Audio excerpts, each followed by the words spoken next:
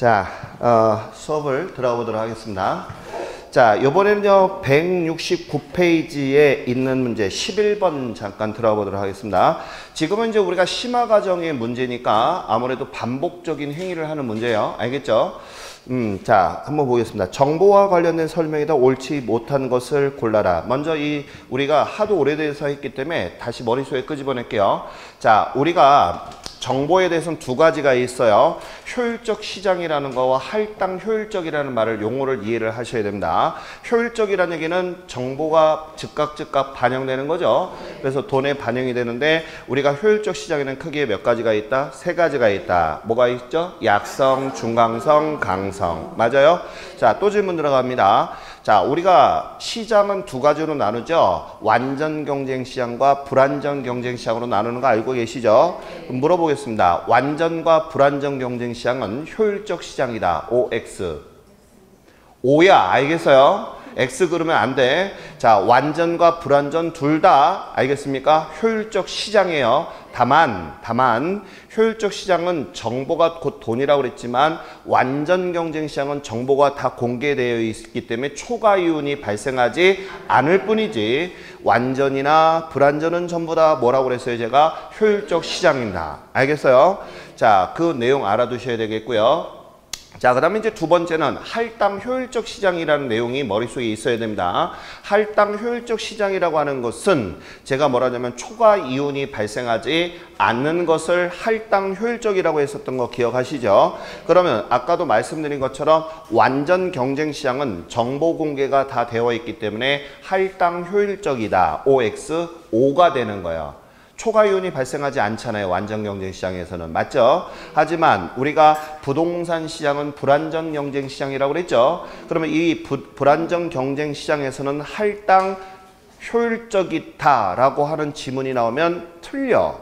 알겠어요? 왜? 할당 효율적일 수도 있고 아닐 수도 있다라고 하셔야지 불완전 경쟁 시장은 무조건 할당 효율적 시장이다 그러면 틀리는 지문이 되는 겁니다.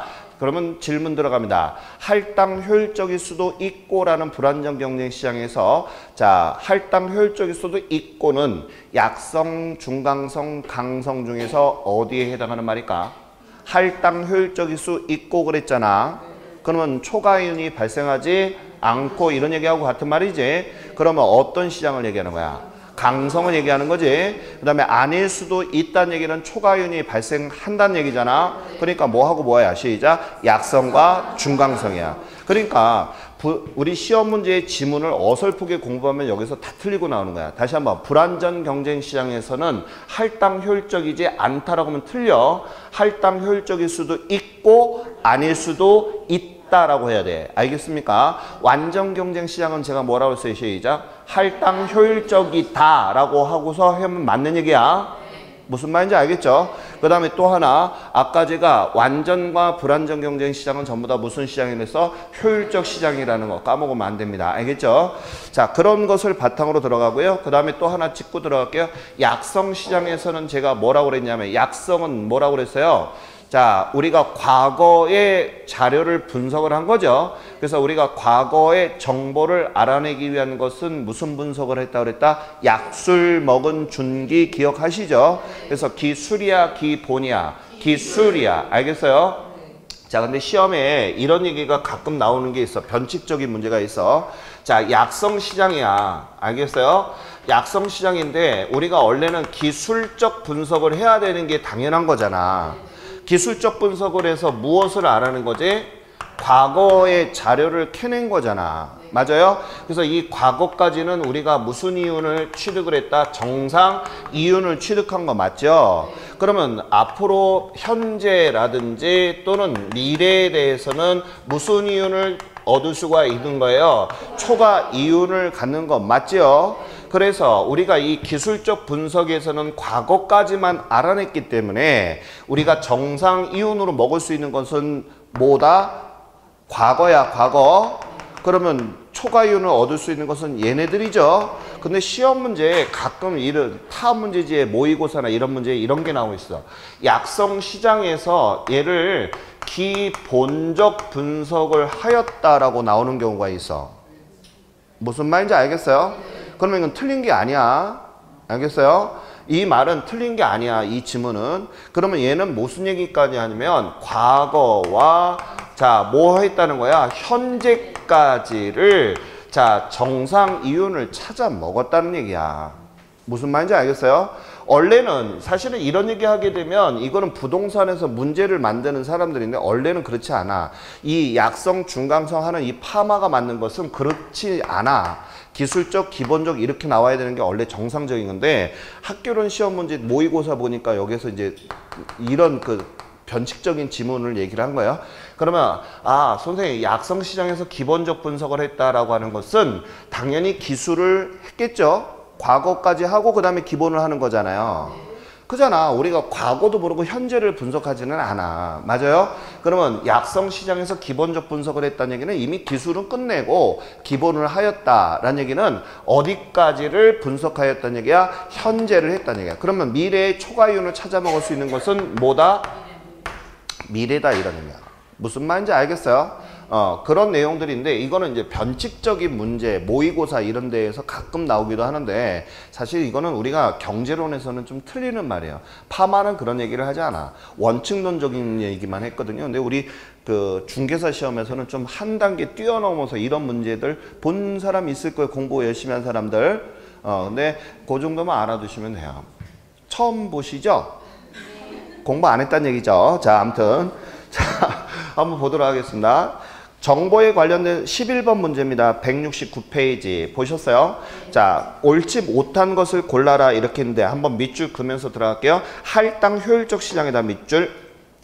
자, 할당 효율적 시장이라면 이런 얘기는 질문 초과 이윤이 발생한다는 거야 안 한다는 거야? 안 한다는 얘기지. 자, 그래서 어떤 새로운 정보가 시장에 유입되었을 때 그 정보가 경쟁을 통해서 밑줄 정보 가치와 정보 비용이 같아진다에다가 동글뱅이. 그러면 정보 비용과 정보 가치가 같아진다는 얘기는 초과 이윤이 발생한다는 거야 안 한다는 거야? 안 한다는 얘기야.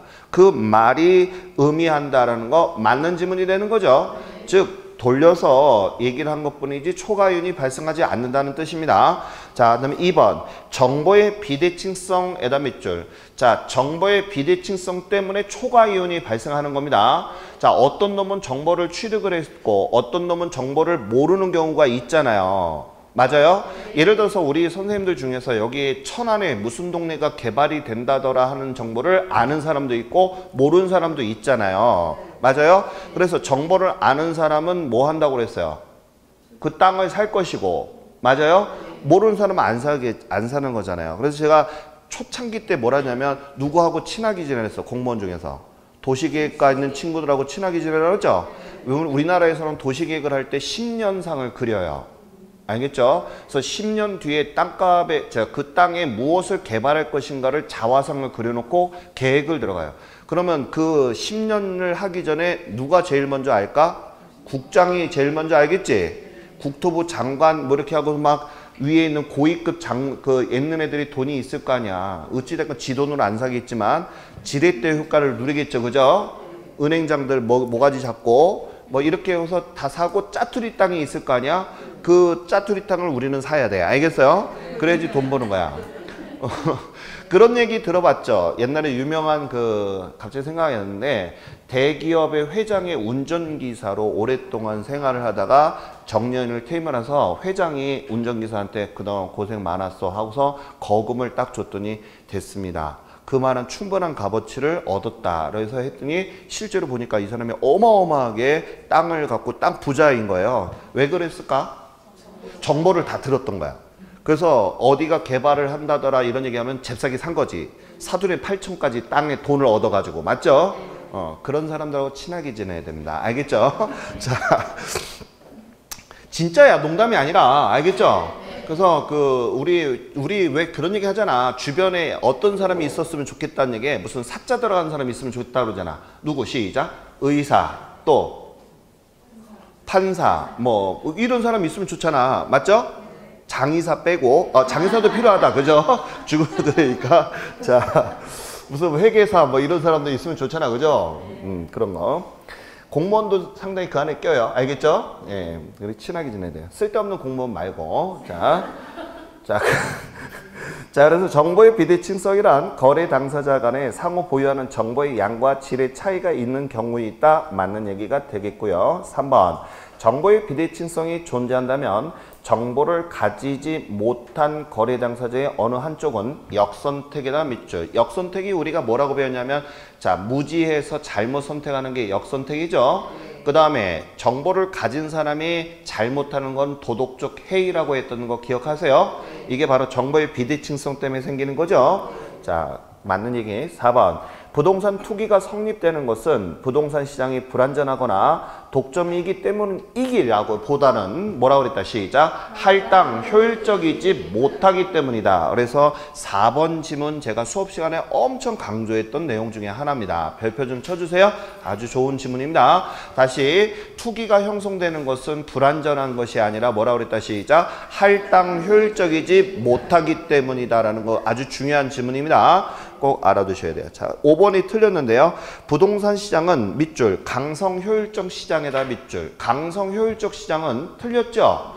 자, 강성 효율적 시장이 아니라 우리가 보통 여기 고개 들어봐요. 자, 우리가 일반적으로 과거의 정보는 우리가 어릴 때서부터 보고 자랐기 때문에 과거의 정보는 이미 다 알고 있어. 그리고 현재 벌어지는 현재 정보에 대해서는 이미 다 받아들이고 있잖아요.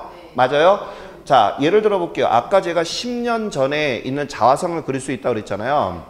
그러면 여러분들 그 시청 있잖아요. 시청 사이트에 들어가게 되면 도시계획이라고 하는 그 부서가 있어요. 거기 안에 들어가게 되면 각 지역별로 10년 후에 어디에 무엇이 들어간다는 게 공표가 돼요.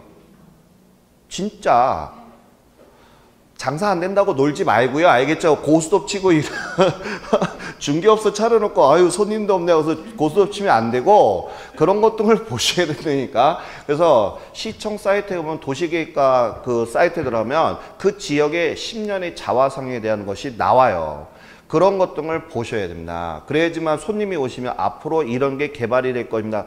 어디서 들은 얘기예요? 그러면 시청 사이트에서 딱 보여주는 순간 신뢰성이 있어 없어? 있는 거예요. 그러면 이제 소비자가 되는 거야, 그 사람은. 그러니까 여러분들 이런 것들을 보시고 나서 투자라든지 이런 부동산에 대한 접근을 하셔야지 무대포로 하시면 안 되겠다. 그래서 여기 보게 되면 강성 효율적 시장이 아니라 우리 현재 부동산 시장은 중강성 시장에 가까워요.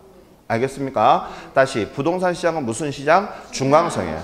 이미 알아먹을 정보는 있어. 다만 우리가 돈이 되는 정보는 무슨 정보밖에 없다? 미래 정보밖에 없는 거야. 그래서 여기 보면 틀린 말이 왜 틀렸냐? 강성 효율적 시장이며 라고 해서 그 말이 틀린 말이에요. 무슨 시장에 가깝다고요? 중강성 시장이에요. 그래서 초과 이윤을 누릴 수 없다는 것은 틀렸다. 자, 그 다음에 넘어가 보겠습니다. 자, 넘어가서 170페이지에 13번 문제 나와 있죠. 자, 이 13번 문제 별표 2개 좀 쳐놓고요. 아주 좋은 문제고 재밌는 문제입니다. 한번 보도록 하겠습니다.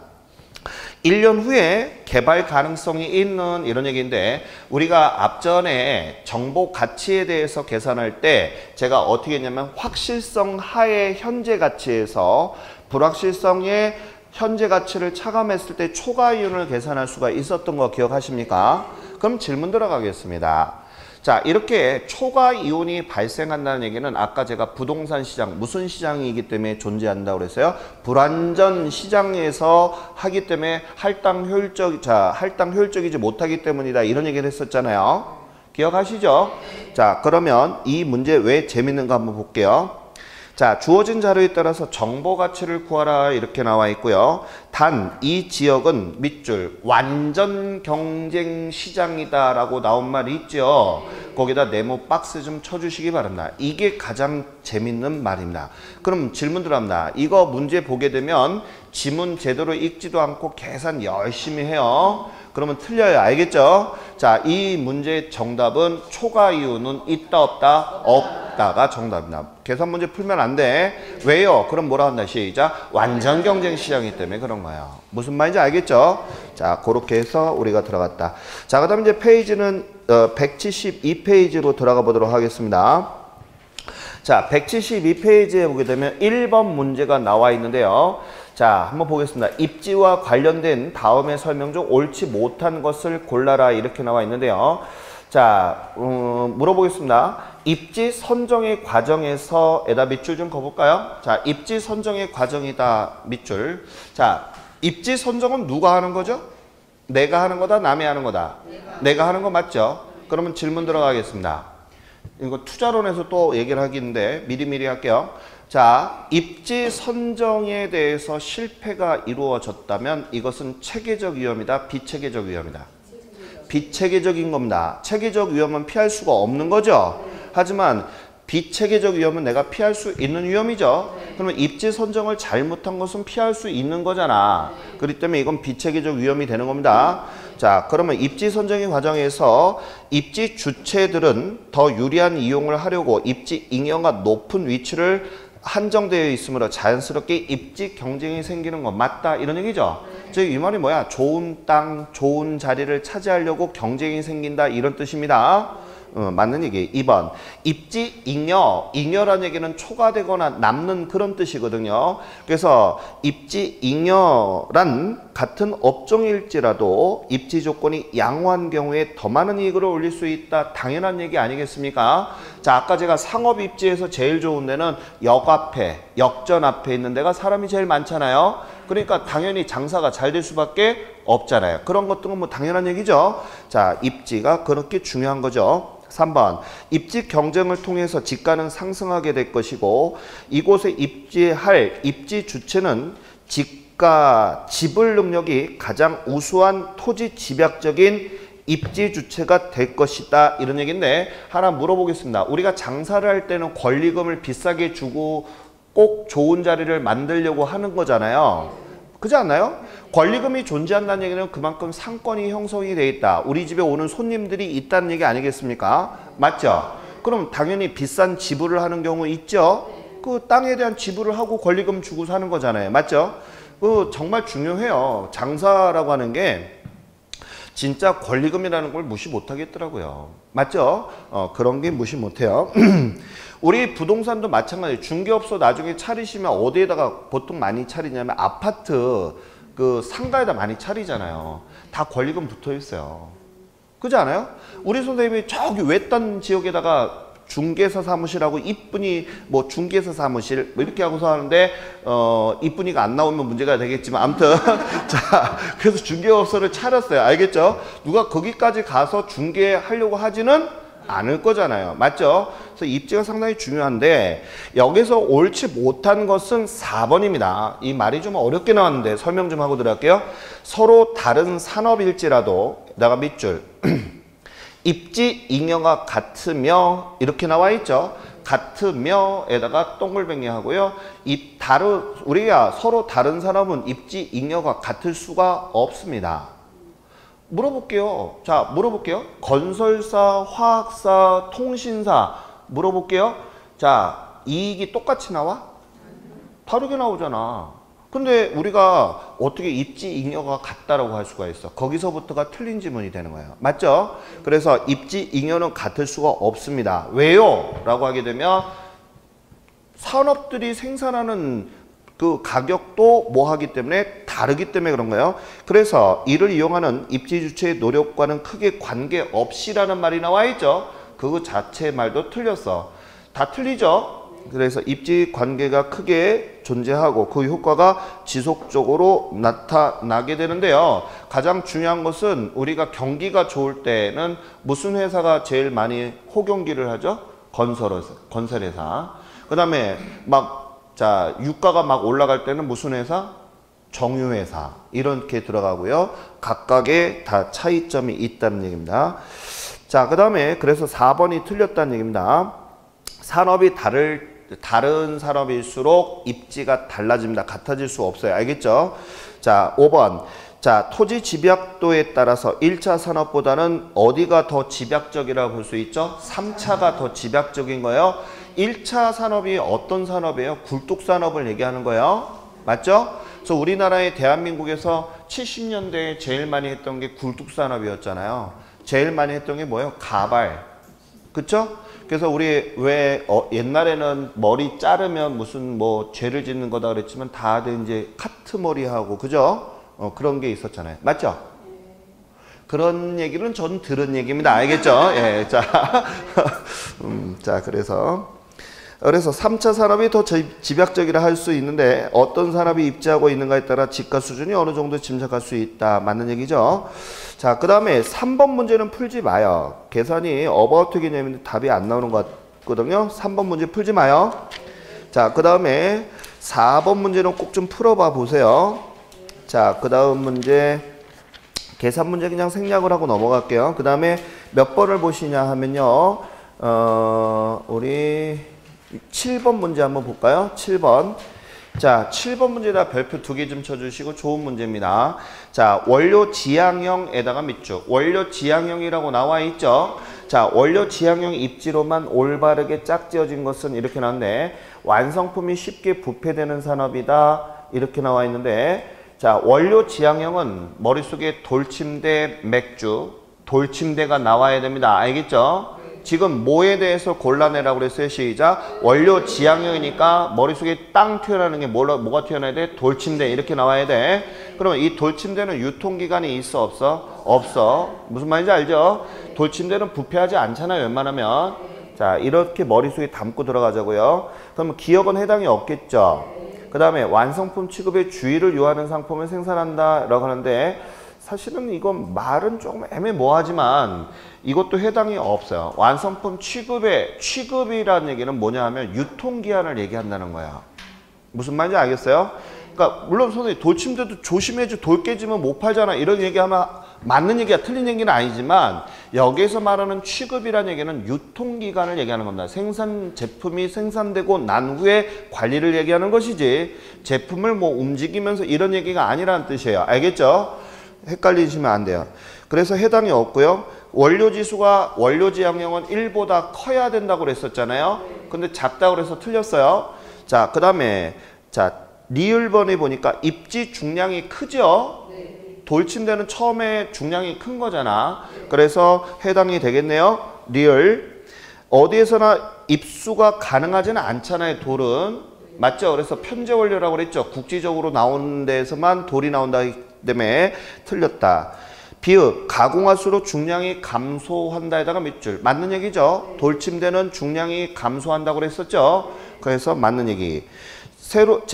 그러면 리을하고 비읍이 있어요. 시옷. 제품 운송비 비중이 제품이라고 하는데도 동글뱅이. 제품이라고 했어요. 원료가 아니라. 그러면 돌침대는 제품이 어떻게 돼요? 중량이 감소하는 거기 때문에 운임에 대해서는 아니죠. 그죠? 시장제 영향이 부피가 커지는 거잖아요. 그래서 그 해당이 안 되겠습니다. 정답은 4번이 됐습니다. 자, 여기까지가 우리가 시장 입지 공간 구조론이에요. 그래서 여기 잠깐만 보시면 여기 고개 들어봐요. 제가 늘 지금 제가 수업하러 돌아다니는 학원들마다 제가 늘 얘기하는 게 뭐냐면 이런 얘기를 합니다. 지금 제 생각입니다. 이건 제 개인적인 주관적이에요. 욕해도 상관이 없겠지만 이 교재를 쓰신 우리 교수님께서 책을 쓰실 때 고민을 많이 했을 건데 그 고민이 뭐냐면 세롬에서는 기출문제집이 따로 나왔잖아요.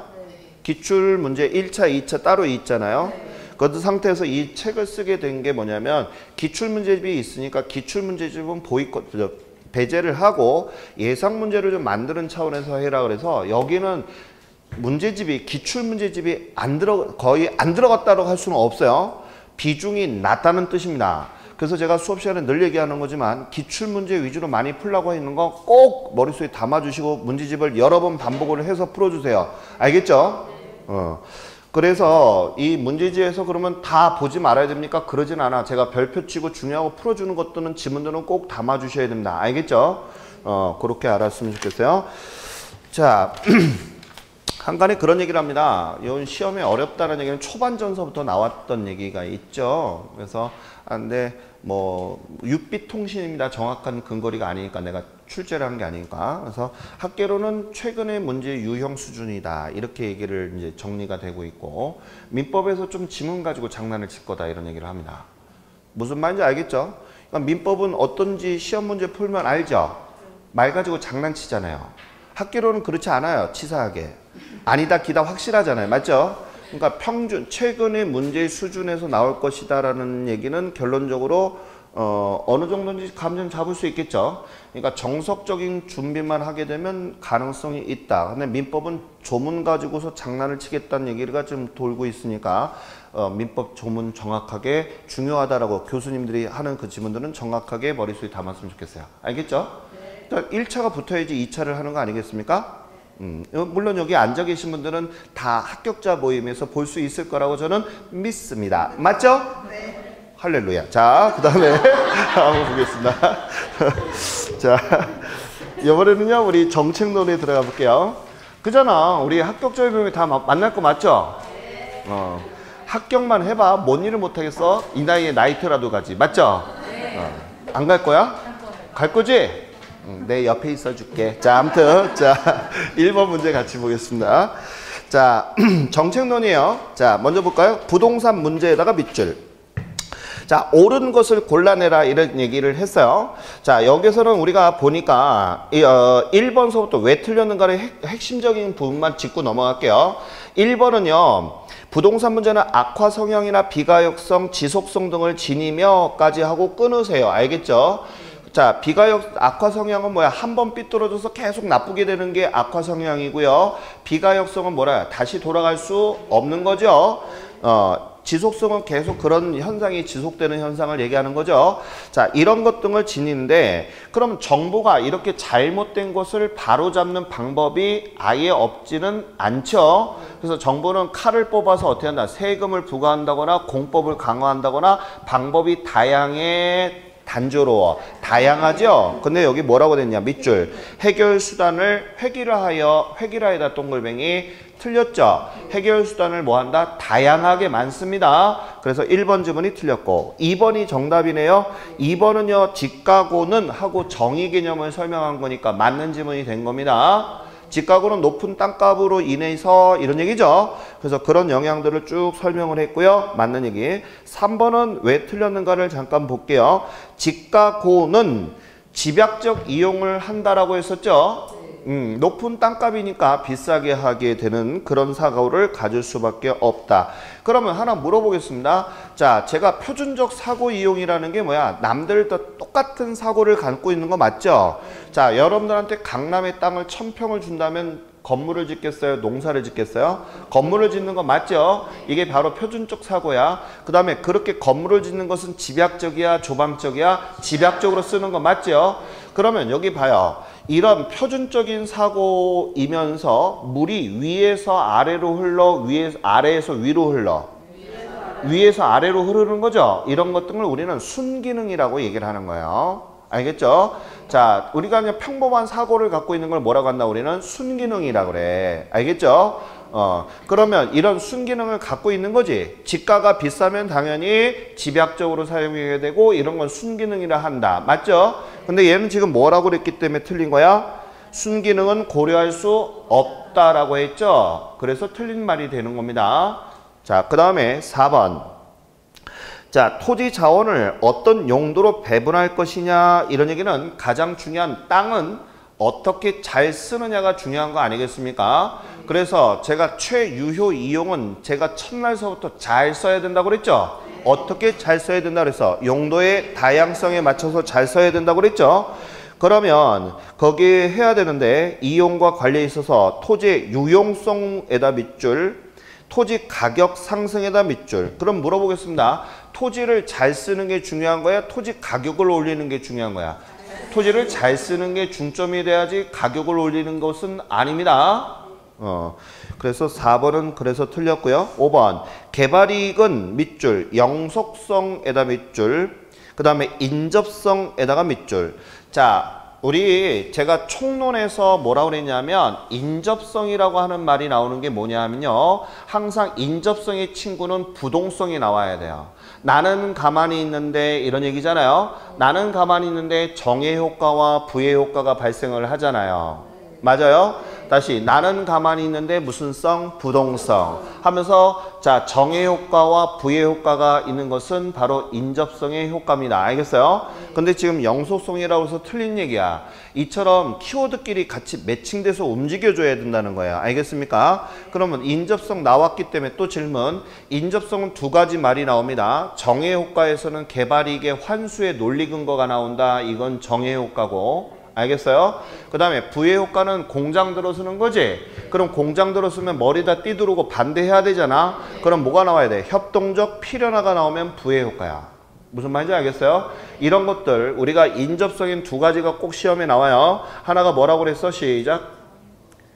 개발이익의 환수 논리가 되는 거, 그 다음에 협동적 필연화가 나왔다. 이런 얘기 나오면 전부 다 무슨 성? 인접성. 까먹지 마요. 자, 그 다음에 2번 문제입니다. 주택 문제에다가 밑줄, 그 다음에 거리가 먼 것을 골라내라고 그랬어요. 자, 그럼 한번 보겠습니다. 1번서부터 4번까지는 다 맞는 지문이거든요. 편안하게 볼게요. 부동성에다 밑줄. 자, 부동성이라는 게 움직이지 않는 거 아니겠습니까? 그래서 주택의 비유동성과 지역성에 따른 주택의 양적 부족 문제라든지 수요에 대응하는 주택 공급에 있어서 양적이나 질적 문제를 언급할 수 있다라는 얘기가 있는데요. 다 맞는 얘기예요. 그 다음에 주택의 생산 및 소비자 과정, 뭐 질적 향상, 양적, 뭐 경제적 접근 방법이 필요하다. 뭐 쭉 읽어봤는데 우리가 상식적으로 그냥 긍정적인 얘기 있잖아. 맞아요? 여기 잠깐만 봐봐요. 이것도 찍는 팁 하나가 특히 부동산 학계로는 뭐가 있냐면 긍정적으로 나와야 돼. 정부가 얘기하는 게 긍정적으로 얘기가 나오면 다 틀리진 않아. 알겠어요? 그러니까 쭉 설명을 하면 그런가 보다 이렇게 하고 딱 나오게 되면 찍는데도 해야지. 늘 부탁하는데 그런 얘기를 합니다. 그 모 학원에서 제가 갔어요. 광주인가 보다. 점심 먹었는데 그분이 그런 얘기입니다. 교수님 학교로는 16개 하고요. 한 줄로 밀면 될까요? 이런 얘기를 해서 위험한 얘기죠. 16개 맞으면 몇 개 맞는 거야? 40점. 그러니까 과랑만 면하고 이 학교를 되게 어려워하시는 분이에요. 여성분인데 한 줄로 밀면 될까요? 그래서 내가 그 자리에서 막 욕은 막 여기까지 올라왔지만 예, 안 됩니다. 23, 24개까지는 맞아야지만 됩니다. 라고 얘기를 했어요. 알겠죠? 23, 24개 맞아야지만 우리가 40문항에서 24개, 16개까지는 틀려도 16개까지죠? 24개 정도는 맞춰줘야 됩니다. 24개 맞으면 몇 점이야? 60점이죠? 그게 딱 기본 점수인데 그것도 안 되면 안 돼. 그리고 시험 볼 때까지 80점 이상 정도가 나와줘야 우리가 안정권으로 들어갑니다. 여기서 60점 넘었다 그래서 공부 안 하고 그러면 내가 미워할 거야. 알겠죠? 60점 넘었다가 어디 가서 자랑하면 안 돼. 또 나한테 걸리기만 해. 아주 콧구녕 막아올 줄 알았죠. 자, 80점 정도가 나와줘야 우리 선생님 안정권에 들어가요. 그러니까 그래서 제가 그런 얘기 했어요. 한 줄을 밀면 우리 선생님 내년에 평생 회원 끊어야 됩니다. 얘기했더니 잘못했어요. 그러면서 예, 그런데 한 줄을 밀면 안 돼. 그리고 찍을 때는 한 줄을 밀면 안 돼. 문제를 봐야 되는 성의를 가져야 돼. 출제자가 얼마나 열심히 출제를 했겠어요? 잘 보면 답이 보여. 답이 보인다니까요. 안 보여요? 보여요. 자, 아무튼 네. 자, 보겠습니다. 그래서 1, 2, 3, 4번 다 맞는데 이 2번 문제의 가장 주된 핵심은 이겁니다. 자, 잘 봐요. 자, 여기 봐요. 정부의 시장 개입에 대해서 물어보겠습니다. 자, 전국의 주택의 공급량이 100%라면 정부는 시장에 개입할 필요가 없다. OX. 왜요? 100%의 공급을 했대, 주택을. 근데 왜 시장 개입을 하면 안 된다고 그래? 자, 하지 않아도 될까? 아니, 해야 된다라고 하는 거죠? 지금 제가 너무 헷갈리게 물어봤나요? 자, 다시. 자, 지금 100%가 넘어 공급량이. 그러면 정부가 개입하지 않아도 된다는 거야. 맞아요? 틀렸죠? 왜 그럴까? 그 100%의 주택은 한 사람이 여러 채를 가질 수도 있는 거죠. 그렇지 않나요? 저소득자가 다 갖고 있다면 몰라도 그렇기 때문에 100%를 초과하더라도 정부는 지속적으로 개입을 필요성이 있다 없다? 있다라고 보는 거예요. 그래서 거기 보면 5번 지문이 주택의 보급률이 100%를 넘게 되면 시장의 효율성과 형평성이 달성되므로 정부가 주택시장에 개입하지 않아도 된다라고 나와 있죠. 틀렸어. 알겠어요? 지속적으로 개입이 필요합니다. 왜? 한쪽에 쏠림 현상 같은 게 있을 수 있잖아요. 우리 앞전에 갭 투자라는 말 들어봤죠? 앞전에 갭 투자한 사람도 이번에 다주택자들에서 중과세 매기면서 폭탄 떨어진 거예요, 지금. 그럼 이 사람들이 살 수 있는 건 뭐가 있냐면 법인 사업자로 전환하고 법인 부동산 회사를 설립하는 게 살 수 있는 길이야. 무슨 말인지 알겠어요? 그러면 몇 년 이상 묵혀두면 5년 이상 묵혀두게 되면 양도소득세 감면 혜택을 받을 수 있어요. 그러니까 죽어라는 법은 없어. 돈이 없어서 그렇지. 알겠죠? 일단 사기만 하면 돼. 뭐 이런 얘기하면 막 억울해. 막 아무튼 자 4번 문제 보겠습니다. 182페이지 4번 부동산 문제와 정책에 관한 기술로서 가장 거리가 먼 것을 골라내라 이런 얘기가 나와 있는데요. 자 1번서부터 보겠습니다. 부동산 정책이라는 에다가 밑줄. 자 이제 정책이란 얘기가 나오잖아요. 그러면 이 정책은 누가 하는 거야? 개인이 국가가 하는 거죠. 누구를 위해서 하는 거죠? 국민을 위해서 해주는 공적인 노력을 정책이라고 하는 거예요. 알겠죠? 다시 정책이라는 얘기는 국민을 위해서, 다시 누구를 위해서? 국민을 위해서 국가가 노력하는 것을 정책이라 하는 거예요. 그래서 공적인 노력이다 이런 뜻입니다. 그래서 거기 잠깐만 보시면 정책이란 인간과 부동산의 관계 악화를 볼 수 있는데 부동산 문제를 해결 또는 개선하기 위해서 노력에다가 동글뱅이 그 다음에 공적 부동산 활동을 말한다. 여기서 공적이라는 얘기는 누가 하는 거야? 정부가 하는 게 공적이라는 얘기입니다. 알겠죠? 그래서 국민을 위해서 공적으로 노력하는 것을 뭐라고 한다 시작? 정책이라 한다는 얘기예요. 맞는 얘기. 2번 부중성에다가 밑줄. 자 부중성이라는 얘기는 늘어나지 않죠. 절대량의 불변이다. 그래서 토지의 집가고 현상을 일으키는 거 맞습니까? 그래서 집가고 현상을 심하게 하고요. 이렇게 하다 보니까 서로들 살려고 투기가 형성이 되겠죠. 그래서 전매 차익 같은 것을 노리는 투기의 원인이 될 수 있다 없다? 있다. 맞는 질문. 3번 주택의 질적인 문제에다가 밑줄. 자 물어보겠습니다. 질이 먼저일까? 양이 먼저일까? 양이죠 양. 자 물어보겠습니다. 자 고개 들어봐요. 자 우리 선생님이 지금 있잖아요. 땅 속에 갇혀버려서 10일 동안 아무것도 못 먹었어요. 알겠죠? 그런데 여기에서 이제 밥을 먹여야 될 거 아니에요?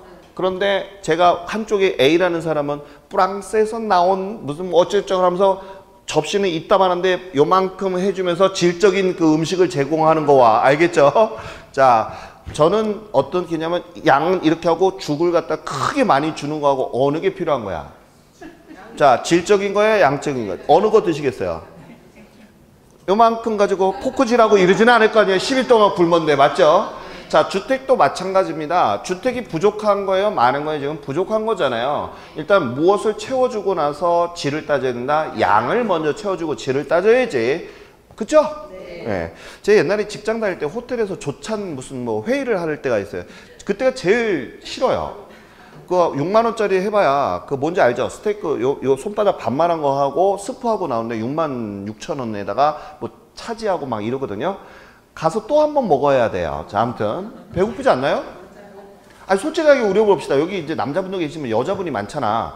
요 손바닥만한 거 하고서 막 입 닦으면 아우 배불러 막 이런 얘기하면 저 여자는 재수없다. 저 이런 생각을 갖잖아. 안 가져요? 죄송해요. 제가 많이 먹어서 그런가요? 그잖아요. 참. 다시 교양 있게 하겠습니다. 자, 그래서 질적인 문제는 자, 뭐가 우선적으로 해야 된다. 시작. 양이 우선적으로 돼야지 질을 따지는 것이지. 그러면 안 된다. 그래서 질적인 문제는 양적 문제보다 나중에 제기되는 것이 일반적이다. 맞는 얘기가 되겠습니다. 자, 4번이 틀렸는데요. 왜 그런가? 잠깐 좀 보겠습니다. 이 4번 지문 가지고서 많이 이해를 못 하시는데 보겠습니다. 토지 공개념은 토지의 사회성과 공익성을 강조하는 개념이며 하고 끊으세요. 토지 공개념이 뭐야? 토지 자체가 사회성이나 공공성이 많은 재화이기 때문에 투기를 하면 안 된다는 얘기죠. 그래서 맞는 얘기.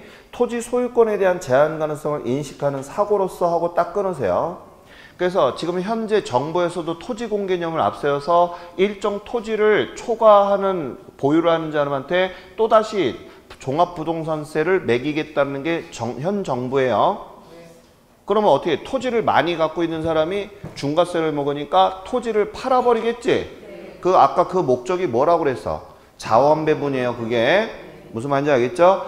그래서 이런 한정된 땅을 인식하는 사고로서 토지의 소유권을 밑줄 상대적 권리가 아닌 절대적 권리로 이해해야 됨을 의미한다고 그랬는데 상대적이 아니라 뭐라고 써야 되냐면 절대적인 거고요. 또 절대적을 뭐라고 써야 된다? 상대적이다. 이렇게 바꿔주셔야지만 됩니다. 그래서 4번이 틀렸습니다. 자, 그러면 물어보겠습니다. 자, 고개 들어보세요. 우리 대한민국의 토지를 절대적으로 갖고 있어야 됩니까? 그러고 싶지요. 하지만 돈이 없는데 맞죠? 아니야? 절대적이라는 얘기는 무조건이라는 얘기잖아. 맞죠? 그런 건 아니야. 우리나라 같이 자본주의 국가에서는 돈 많은 사람이 토지도 있고 집도 있고 하는 것이지 무조건 뭐 밥은 안 먹더라도 토지는 있어야 돼 뭐 이렇게 하는 건 아니잖아. 맞죠? 그렇기 때문에 거기에 보게 되면 토지의 소유권은 상대적 권리가 아니라 뭐라고 하는 게 아니라 절대적 권리가 아니라고 해야 됩니다. 알겠죠? 자, 그 다음에 상대적 권리로 이해해야 된다. 맞는 얘기죠? 상대적이라는 얘기는 뭐야? 돈 있는 사람은 토지를 살 것이고 없는 사람은 못 사는 거잖아요. 맞죠? 그렇지 않아? 자본주의 국가에서. 그죠? 그래서 우리는 열심히 해서 자격증 따서 이 다음에 떼부자 되세요. 아니 떼부자가 아니라 땅부자 되세요. 알겠죠? 떼부자는 목욕탕 주인이지. 자, 아무튼 자, 그래서 우리가 이런 얘기 있고요. 5번 문제다. 별표 2개. 자, 5번 문제는 좋은 문제입니다. 알겠죠? 한번 볼까요? 자, 부동산 시장의 실패, 시장 실패에 관련된 내용으로 가장 거리가 먼 것을 골라내라 이렇게 나와 있는데 자, 좋은 문제입니다. 시장 실패가 첫 번째 규모의 경제라고 나온 거 있죠? 네. 규모의 경제하면 대기업이 나와야 되고요. 대기업은 나중에 독점을 하게 된다고 그랬었죠? 네. 그래서 시장이 실패가 된다. 그래서 맞는 얘기. 독과점이라는 얘기는 독점 문제를 뜻하는 거죠. 2번 정의 외부 효과 이것도 시장 실패의 원인이라고 그랬죠. 질문 왜 시장이 실패했다고 그랬지? 정의 효과는 공원이나 이런 것을 만들어내는데 왜 시장이 실패했어? 제가 이거 설명 다 했는데 자, 잘 들어요. 시장 실패 원인은 정해효과, 부해효과 다 시장 실패인데 정해효과는 왜 시장이 실패한 거냐면 과소 생산이 되기 때문에 그렇습니다. 그러면 물어볼게요. 부해효과는 왜 시장 실패가 된 거야? 과대 생산을 하기 때문에 그렇습니다. 까먹으면 안 돼. 이거 아주 중요한 얘기야. 다시 정해효과는 뭐 때문에? 시작. 과소 생산이야. 공원이나 이런 공공재들이 적게 생산이 돼서 국민들의 편익을 져야 하잖아요. 맞죠? 그래서 시장 실패가 된 이유가 뭐니? 그랬을 때 정해효과는 시작. 과소생산. 과대 생산은 부해효과. 까먹지 마요. 자, 그 다음에 공공재의 비경합성과 비배제성이라고 나와 있죠. 근데 사실은 거기 옆에다 좀 적어놔. 무임승차라고 적어놓으세요. 자, 공공재 실패 원인은 바로 무임승차 때문에 그렇습니다. 알겠죠? 자, 그러면 무임승차는 뭐야? 세금 한 푼도 안 나오고 이용만 하는 사람이죠? 그러면 이용만 하는 사람만 계속 늘어나게 되면 자원이 뭐가 된다? 부족 현상이 일어나기 때문에 시장이 실패가 되는 것입니다. 알겠죠? 자, 그래서 됐고 4번은 틀렸죠? 주거 부담 능력 저하에 따른 불량주택이 나오는 것은 이것은 시장 실패하고 상관이 없어요. 그럼 또다시 질문 들어갑니다. 자, 저소득자들의 불량주택이 증가되는 것을 정부가 직접 나서서 그 주택을 철거하고 새로운 주택을 지어주는 것이 올바른 시장 개입이다. OX. 지금 저소득자의 불량주택을 철거하고 알겠죠? 그들한테 집을 지어주는 것이 정부의 올바른 시장 개입의 정책이다. OX. X야. 우리 예전에 배웠잖아. 이 저소득자한테는 집을 지우고 해주는 게 올바른 방법이 아니야. 저소득자한테는 뭐를 해줘야 되는 거였어? 소득을 늘려주게끔 직업을 구해주고 이런 게 올바른 시장 개입이지. 불량주택을 철거하고 새 집을 지어주는 게 아니야. 그래서 이거는 시장 실패의 내용이 아닙니다. 그래서 4번이 틀린 거예요. 그 다음에 정보의 비대칭성, 역성택과 도덕적 해이도 시장 실패의 가장 주된 원인이 되겠죠. 자, 한쪽에 초과이윤이 발생하고 어떤 놈은 초과이윤을 못 먹는 거 이런 것들 다 그렇게 해당이 됩니다. 자, 5번 같은 문제는 좋은 문제니까 꼭 기억하시기 바라고요. 6번 문제 들어갑니다. 시장 실패에다가 밑줄 좀 그어주시고요. 자, 시장 실패에 대해서 타당하지 않은 것을 골라내라고 그랬는데, 자, 1번 외부 효과에다가 밑줄. 자, 외부 효과라고 하는 것은 제가 뭐라 하냐면 이거 1번 지문은요. 정의 개념이에요. 외부 효과는 자, 뭐라 했어요? 제3자를 의도하지 아니하고 내가 좋아하는 공헌을 만든 거죠. 그래서 이익이나 손실을 주면서 그들로 하여금 보상이나 대가를 바라지 않는 것을 우리가 외부 효과라고 하는 것입니다. 알겠죠? 그래서 1번 지문은 맞는 지문이 되겠고요. 2번 밑줄 불량주택의 문제는 하고 밑줄. 방금 전에 봤던 문제요. 불량주택의 문제는 시장 실패가 아닌 거기다 밑줄 저소득의 산물로 보고 있다라고 나와 있죠. 그러니까 이것은 시장 실패로 본다는 거야? 안 본다는 거야? 안 본다는 얘기야. 무슨 말인지 알겠죠? 자, 그 다음에 맞는 얘기. 3번이 틀렸네요. 공공재는 생산을 시장에 맡길 경우 무임승차의 문제가 밑줄.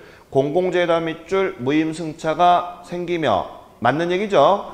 자, 그러면 이런 사회적 적정 생산량보다 거기다가 동글뱅이, 과다에다가 동글뱅이 생산되는 경향이 있다. 질문. 공공재는 과소 생산된다, 과대 생산된다. 과소 생산되는 게 문제라고 그랬죠. 근데 얘 지금 뭐라고 그랬어? 과대 생산된다라고 그래서 틀린 지문이 되는 것입니다. 잘못됐죠? 자, 그 다음에 4번 문제. 자, 4번에 보니까 밑줄 규모의 경제에 따른 독점에다가 동글뱅이. 자, 규모의 경제는 대기업이라고 했던 거 기억하시죠? 자, 대기업이 자기의 경쟁 세력들 다 물리치고 독점 형태를 취하기 때문에 시장 실패가 이루어진다는 거 기억하시죠? 그래서 맞는 질문 5번 규모의 경제로 인해서 자, 생산량이 증가할수록 장기 평균 비용이 감소하는 경우 자연 독점이 출현이 되고 한계 비용 가격 결정이 이루어지지 않아 오히려 비효율적인 자원 배분을 낳을 수 있다. 이 말이 뭐냐면 자, 여기 잠깐만 고개 들어볼까요? 대기업이 자기의 경쟁 세력을 딱 물리치고 나서 어떤 선택을 한다고 그랬죠? 생산량을 늘릴까 줄일까? 줄이죠? 왜요? 공급량이 적어. 그럼 가격이 올라가기 때문에 높은 고가격, 완전히 독점 가격을 행사하잖아요? 그런다는 뜻입니다. 무슨 말인지 알겠죠? 자, 넘어가. 자, 7번 문제입니다. 자, 이 7번 문제 아주 좋거든요. 자, 7번 문제에다 별표 2개. 지금 제가 한 가지 아쉬운 게 뭐냐면 이게 오늘 이 정책론을 앞에서 쫙 브리핑을 하고 이렇게 설명 문제를 풀어야 되는데 그냥 문제 한번 냅다 푸니까 지금 머릿속에 지금 안 나오잖아요. 있는 것도 없지만, 그죠? 예, 자, 그래서 자, 그래서 좀 문제가 있어요. 자, 한번 보겠습니다. 외부 효과에다 밑줄. 자, 무시한다고요? 무시하는 거예요. 자, 외부 효과다 밑줄. 자, 옳지 않은 것을 골라내라고 나와 있죠. 자, 먼저 1번서부터 틀린 것을 골라내 볼게요. 외부 효과란 밑줄. 아까 제가 외부 효과란 제3자를 의도하지 아니하고 이익이나 손실을 주게 되죠. 그러면 그들한테 이익이나 손실에 대해서 보상을 받거나 지불하지도 않는 걸 뭐라고 한다? 우리는 외부 효과다라고 했었던 거 맞습니까? 그래서 1번 지문은 맞는 얘기가 되겠어요. 질문 들어가겠습니다.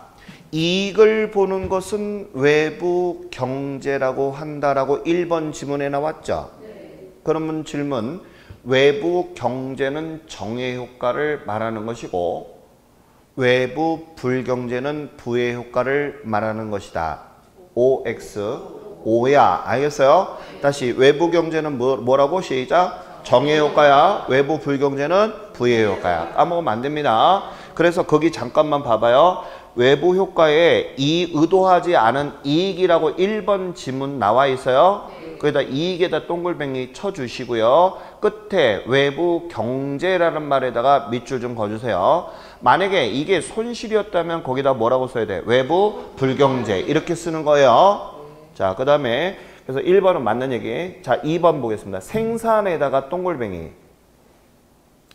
그 다음에 외부 경제에다가 밑줄. 질문 들어갑니다. 거기까지만 보고 질문할게요. 자, 지금 외부 경제라고 그랬죠?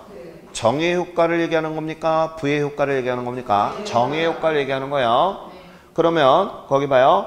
자, 발생하는 경우는 즉 바꿔 말해서 정의 효과는 이런 얘기입니다. 그럼 질문 들어갈게요. 정의 효과는 수용이가 개인 사적인 재산을 틀어서 공원을 만드는 게 정의 효과라고 그랬죠?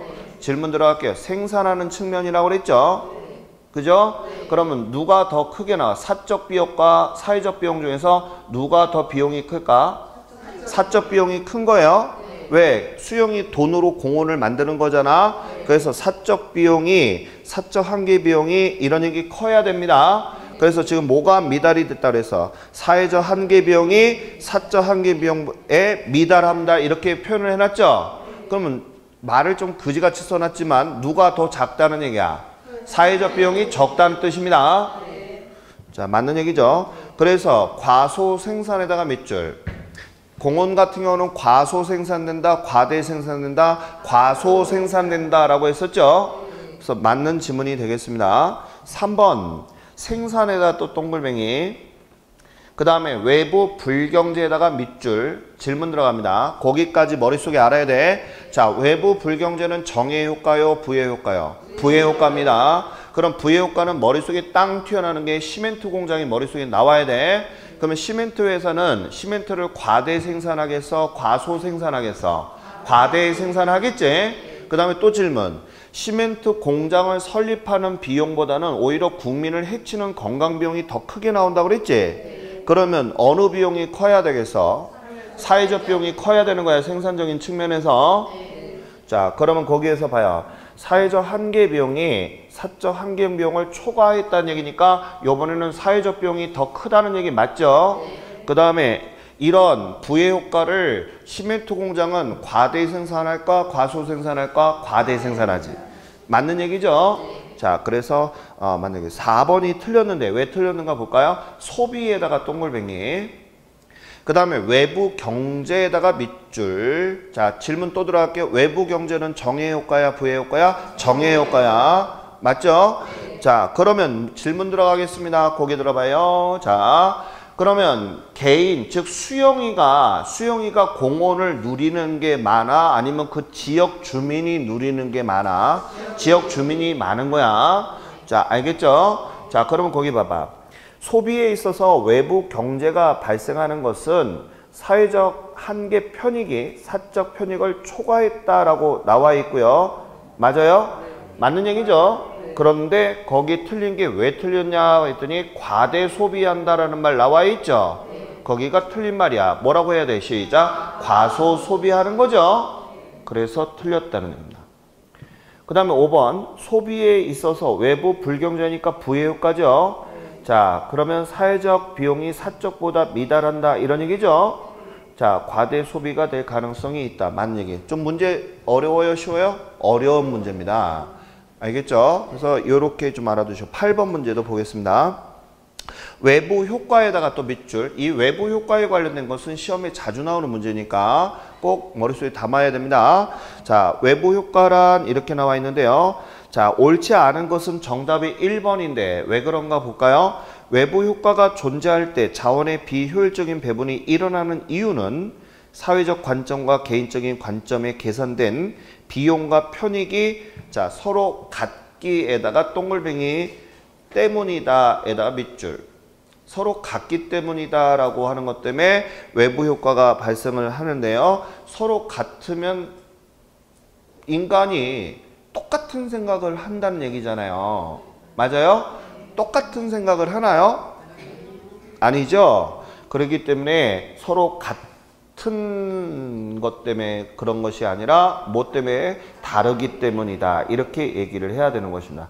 다르기 때문에 어느 한 사람은 비용을 발생을 하는 것이고 어떤 사람은 편익을 얻을 수 있는 거잖아요.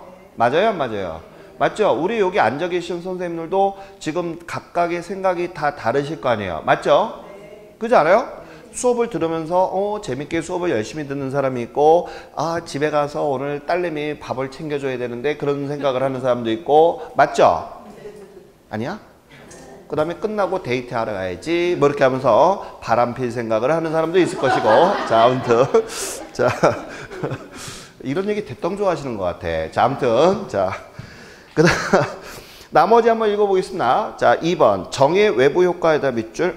자, 아까 제가 정의 효과는 외부 경제, 외부 불경제, 외부 경제, 과소 생산, 과도 생산, 과대 생산, 과소 생산, 생산이나 소비나 다 과소라고 그랬어요. 자, 거기다가 밑줄 과소 생산되거나 과소 생산 쭉 나와 있죠. 3번 부의 외부 효과에다 밑줄.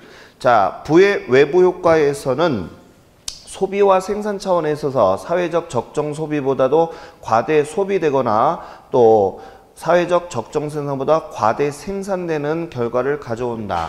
그러니까 머릿속에 꼭 기억을 해야 돼. 정의 효과는 과소야 전부 다. 다시 정의 효과는 과소 생산, 과소 소비야.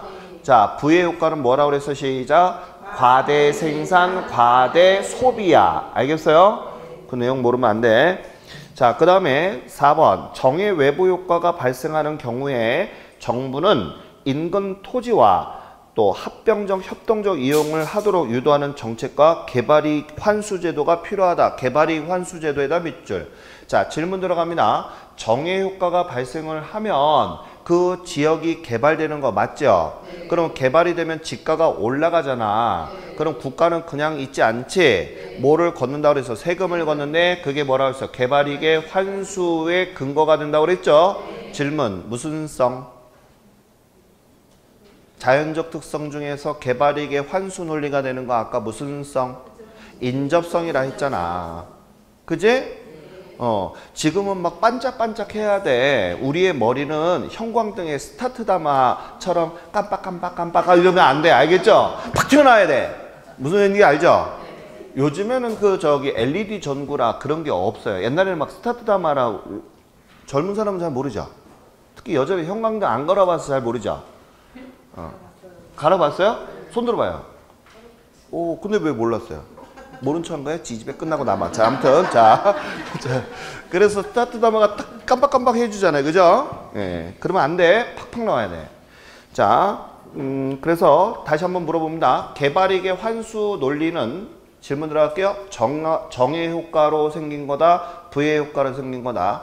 정의 효과, 알겠어요? 그 내용 알아두시고. 그 다음에 협동적 필요는 뭐죠? 부의 효과야. 자, 그 다음에 5번. 부의 외부 효과에서는 인근 토지와 분할적 이용을 유도하는 용도, 지역, 지구재 같은 개발 손실에 대한 보상 이런 것들이 필요하겠죠? 손해보는 거 국민한테 손해만 끼치라고 할 수는 없는 거잖아요. 그래서 보상을 고려해야 된다. 자, 그 다음에 9번 문제 보겠습니다. 자, 외부 효과에 대한 문제가 또 나왔죠, 그죠? 이처럼 외부 효과가 시험 문제에 잘 나오기 때문에 그렇습니다. 벌써 다 됐네요. 9번까지만 풀고 잠깐 쉴게요. 자, 부동산 시장에서 외부 효과에 관한 설명에다 틀린 것은 이렇게 나왔는데요. 외부 효과는 시장 실패를 일으키는 원인이 된다. 맞죠? 네. 자, 그 다음에 2번. 주거지역, 인근지역에 생태공원이 조성되는 정의 외부 효과에다 밑줄. 자, 정의 외부 효과는 당해 지역의 주택 수요는 증가하지만 어때요? 한정적인 거잖아요. 자, 여기 물어볼게. 자, 고개 들어볼까요? 자, 정의 효과예요. 정의 효과는 과소 생산, 과대 생산, 과소 생산을 한다는 거죠.